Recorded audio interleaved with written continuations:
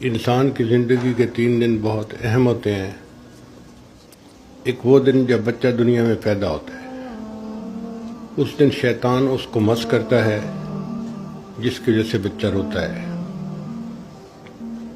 اس دن اللہ کرے کہ کوئی اللہ والا پاس ہو جو بچے کی تہنیک بھی کرے، ایک کان میں اذان کہے، دوسرے میں اقامت کہے، اللہ کا نام اس بچے کے کانوں میں پہنچائے۔ دوسرا اہم دن وہ ہوتا ہے جب انسان اس دنیا سے آخرت کی طرف روانہ ہوتا ہے۔ اللہ کرے کہ اس دن بھی کوئی اللہ کا ولی پاس ہو جو کلمے کی تلقین کرے اور بندے کے لیے آگے جانے میں آسانی کا سبب بنے۔ تیسرا اہم دن وہ ہوگا جب سارے انسان قیامت کے دن اللہ کے سامنے پیش ہوں گے۔ اس آیت مبارکہ میں اس تیسرے دن کا تذکرہ ہے۔